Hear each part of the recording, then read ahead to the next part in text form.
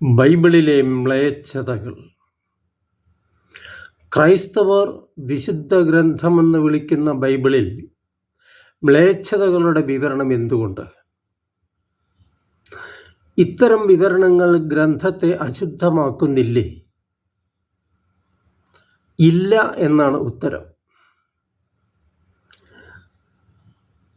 രോഗിയുടെ നഗ്നമായ ശരീരത്തിൽ ഡോക്ടർ ഓപ്പറേഷൻ നടത്തുന്നു. ശരീരം നഗ്നമാക്കിയത് നഗ്നത കാണാനല്ലല്ലോ, ഓപ്പറേഷൻ നടത്തി രോഗിയെ സുഖപ്പെടുത്താനല്ലേ. ബൈബിളിൽ ചില അസാൻമാർഗിക സംഭവങ്ങൾ രേഖപ്പെടുത്തിയിട്ടുണ്ട്. അതിന് വ്യക്തമായ ചില ഉദ്ദേശങ്ങളുമുണ്ട്.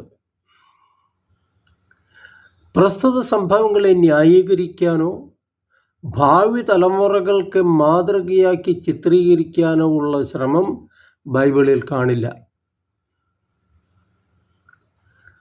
ഒരുവൻ പിതാവിൻ്റെ ഉപഭാര്യയുമായി ശയിക്കുന്നു. അവൻ പിതാവിൻ്റെ ശാപം ഏറ്റുവാങ്ങുന്നു.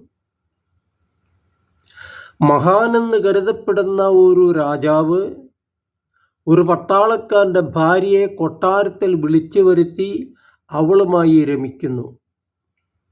അതിൽ പിറക്കുന്ന കുഞ്ഞിൻ്റെ പിതൃത്വം ആ പട്ടാളക്കാരൻ്റെ തലയിൽ കെട്ടിവയ്ക്കാൻ നാടകം കളിക്കുന്നു. അതിൽ പരാജയപ്പെട്ടപ്പോൾ നല്ലവനും ധീരനുമായ ആ മനുഷ്യനെ ചതിയിൽ വധിക്കുന്നു. ആ വിധവയ്ക്ക് അന്തഃപുരത്തിൽ അഭയം നൽകി പ്രജാവത്സലൻ എന്ന മൂടുപടമണിയുന്നു. കഥ ഇവിടെ അവസാനിക്കുന്നില്ല. രാജാവായ ദാവീദിനെതിരെ ദൈവത്തിൻ്റെ പ്രവാചകൻ വിധിവാചകം കേൾപ്പിക്കുന്നു. ആ കുഞ്ഞ് മരിക്കും. അവൻ്റെ ഭവനത്തിൽ കൊലപാതകങ്ങൾ ഉണ്ടാകും. അവൻ്റെ മകൻ അവനെതിരെ വാളുയർത്തും. അവൻ്റെ രാജ്യം രണ്ടായി വിഭജിക്കപ്പെടും.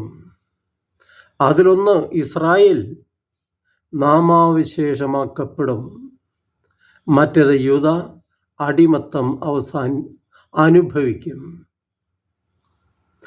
ബൈബിളിൽ തിന്മകളുടെ വിവരണങ്ങളുണ്ട്. ഒരു തിന്മയും ശിക്ഷിക്കപ്പെടാതിരിക്കുന്നില്ല. അത്തരം തിന്മകൾ ആവർത്തിക്കപ്പെടരുത് എന്ന ശക്തമായ താക്കീതാണ് ബൈബിൾ തരുക. തെറ്റാര് ചെയ്താലും ശിക്ഷിക്കപ്പെടുമെന്നും അതുകൊണ്ട് തെറ്റ് ചെയ്യരുതെന്നും പഠിപ്പിക്കാനാണ് തെറ്റുകളുടെ വിവരണങ്ങൾ ബൈബിളിൽ രേഖപ്പെടുത്തപ്പെട്ടിരിക്കുന്നത്. ദൈവം കാരുണ്യവാനാണ്, അതേസമയം നീതിമാനുമാണ്.